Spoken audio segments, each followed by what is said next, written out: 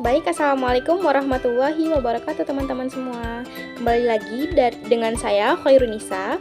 Nah, di video kali ini saya akan melanjutkan materi dari video sebelumnya, yaitu konsep dasar pembelajaran tematik. Nah, poin pertama yang itu ciri-ciri pembelajaran tematik. Adapun ciri-cirinya yaitu yang pertama, pengalaman dan kegiatan belajar sangat relevan dengan tingkat perkembangan dan kebutuhan anak usia sekolah dasar, sehingga dapat memberikan pengalaman langsung kepada anak. Yang kedua, kegiatan yang dipilih dalam pelaksanaan pembelajaran tematik bertolak dari minat dan kebutuhan siswa. Juga melalui penilaian proses dan hasil pelajarannya. Yang ketiga, kegiatan pembelajaran akan lebih bermakna dan berkesan lagi bagi siswa, sehingga hasil pembelajaran dapat bertahan lebih lama serta bersifat luas dengan adanya keterpaduan berbagai mata pembelajaran. Yang keempat, membantu mengembangkan keterampilan berpikir siswa. Yang kelima, menyajikan kegiatan belajar yang bersifat pragmatis sesuai dengan permasalahan yang sering ditemui siswa dalam lingkungannya. Yang keenam, mengembangkan keterampilan sosial siswa seperti kerjasama, toleransi, komunikasi, dan tanggap terhadap gagasan orang lain. Nah, yang B, prinsip-prinsip pembelajaran tematik. Adapun prinsipnya yang pertama, terintegrasi dengan lingkungan atau bersifat kontekstual. Artinya, dalam sebuah format keterkaitan antara kemampuan peserta didik dalam menemukan masalah dengan memecahkan masalah yang nyata yang dihadapi dalam kehidupan sehari-harinya. Yang kedua, memiliki tema sebagai alat pemersatu beberapa mata pembelajaran atau bahan kajian. Yang ketiga, menggunakan prinsip belajar sambil bermain dan menyenangkan. Yang keempat, pembelajaran memberikan pengalaman langsung yang bermakna bagi peserta didik. Yang kelima, menanamkan konsep dari berbagai mata pembelajaran atau bahan kajian dalam satu proses pembelajaran tertentu. Yang keenam, pemisahan atau pembedaan antara satu mata pembelajaran dengan mata pembelajaran lain sulit dilakukan. Yang ketujuh, pembelajaran dapat berkembang sesuai dengan kemampuan, kebutuhan, dan minat peserta didik. Yang kedelapan, pembelajaran bersifat fleksibel. Yang kesembilan, penggunaan variasi metode dalam pembelajaran.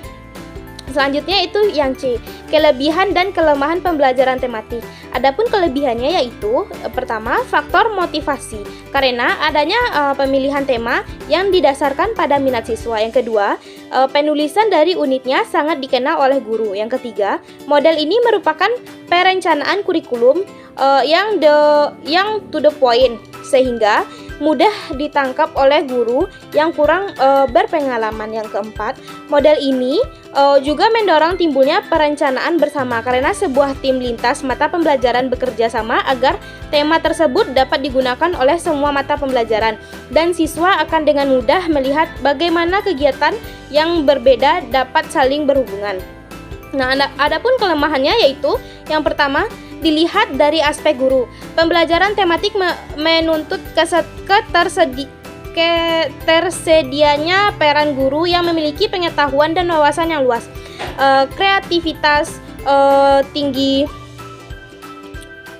keterampilan metodologi yang handal, kepercayaan diri dan etos akademik yang tinggi, dan berani untuk mengemas dan mengembangkan materi. Tanpa adanya kemampuan di atas, pelaksanaan pembelajaran tematik itu sulit diwujudkan. Yang kedua, dilihat dari aspek siswa. Pembelajaran tematik termasuk memiliki peluang untuk mengembangkan kreativitas akademik yang menuntut kemampuan belajar siswa yang relatif baik dalam aspek inteligensi maupun kreativitasnya. Hal tersebut karena model pembelajaran tematik menekankan pada pengembangan kemampuan analitik atau menjiwai, kemampuan asosiatif atau menghubungkan, dan kemampuan eksploratif dan elaboratif atau menemukan dan menggali. Bila Bila kondisi di atas tidak memiliki siswa, maka pelaksanaan model tersebut sulit diterapkannya. Yang ketiga, dilihat dari aspek sarana dan sumber pembelajaran. Pembelajaran tematik memerlukan bahan bacaan atau sumber informasi yang cukup banyak dan berguna, seperti yang dapat menunjukkan dan memperkaya serta mempermudah pengembangan wawasan dan pengetahuan yang diperlukan. Misalnya perpustakaan. Bila hal ini tidak dipenuhi, maka akan sulit menerapkan model pembelajaran tersebut. Yang keempat, dilihat dari aspek kurikulum. Pembelajaran tematik memerlukan jenis kurikulum yang terbuka untuk pengembangannya. Yang kelima, dilihat dari sistem penilaian dan pengukurannya. Pembelajaran tematik membutuhkan sistem penilaian dan pengukuran, yaitu objek, indikator, dan prosedur yang terpadu. Yang keenam, dilihat dari susunan penekanan proses pembelajaran. Pembelajaran tematik cenderung mengakibatkan menghilangnya pengutamaan salah satu atau lebih mata pembelajaran. Selanjutnya yang D, implikasi pembelajaran tematik, yaitu yang pertama, implikasi bagi guru. Pembelajaran tematik memerlukan guru yang kreatif, baik dalam penyampaian kegiatan atau pengalaman pembelajaran bagi anak, juga dalam memilih kompetensi dari berbagai mata pembelajaran dan mengaturnya agar pembelajaran menjadi lebih bermakna, menarik, menyenangkan, dan utuh. Yang kedua, implikasi bagi siswa. Yang A-nya, siswa harus siap mengikuti kegiatan pembelajaran yang dalam pelaksanaan dimungkinkan untuk bekerja baik secara individual, pasangan, kelompok kecil, ataupun klasikal. Yang B,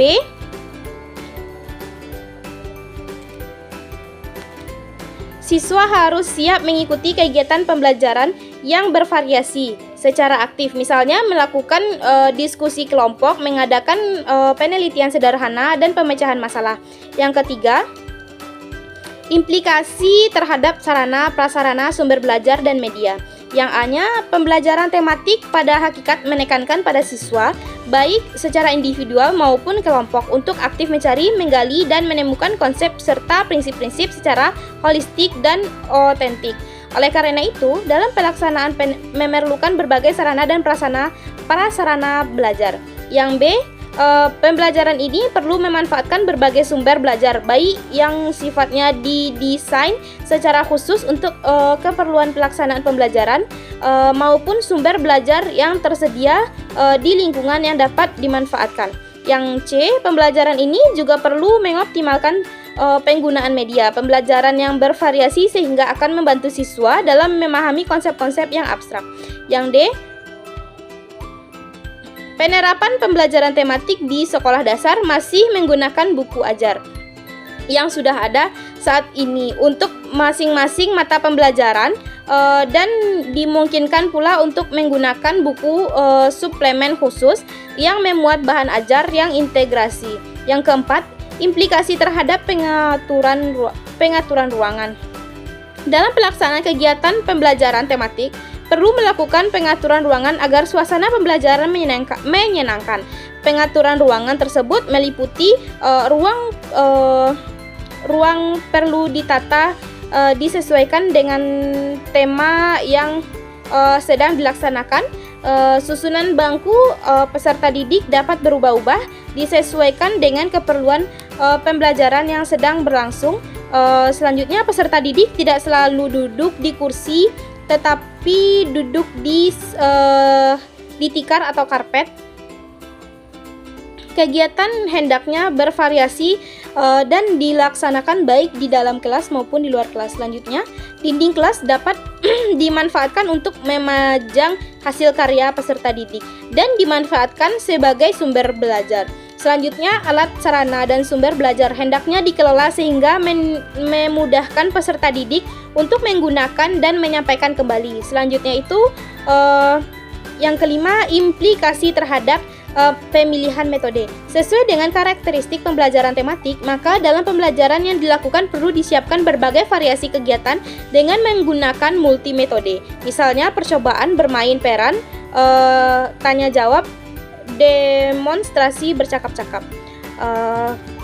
Poin yang terakhir yaitu yang E, landasan pembelajaran tematik. Landasan pembelajaran tematik mencakup yang pertama landasan filosofis. Dalam pembelajaran tematik sangat dipengaruhi oleh 3 aliran filsafat, yaitu aliran progresivisme memandang proses pembelajaran perlu ditekankan pada pembentukan kreativitas, pemberian sejumlah kegiatan, suasana yang alamiah atau natural, dan memperhatikan pengalaman siswa. Aliran konstruktivisme melihat pengalaman langsung siswa sebagai kunci dalam pembelajaran. Menurut aliran ini, pengetahuan adalah hasil konstruksi atau bentukan manusia. Manusia mengkonstruksi pengetahuan melalui interaksi dengan objek, fenomena, pengalaman, dan lingkungannya. Yang kedua adalah landasan psikologis. Dalam pembelajaran tematik, terutama berkaitan dengan psikologi, perkembangan peserta didik, dan psikologi belajar. Psikologi perkembangan diperlukan terutama dalam menentukan isi atau materi pembelajaran tematik yang diberikan kepada siswa agar tingkat keluasan dan kedalamannya sesuai dengan tahap perkembangannya. Yang ketiga, landasan yuridis. Dalam pembelajaran tematik berkaitan dengan berbagai kebijakan atau peraturan yang mendukung pelaksanaan pembelajaran tematik di sekolah dasar. Nah, sekian penyampaian materi dari saya. Apabila ada kata-kata yang salah, saya mohon maaf. Saya sudahi dengan membacakan wabillahi taufiq wal hidayah. Wassalamualaikum warahmatullahi wabarakatuh. Bye bye. Semoga bermanfaat ya teman-teman.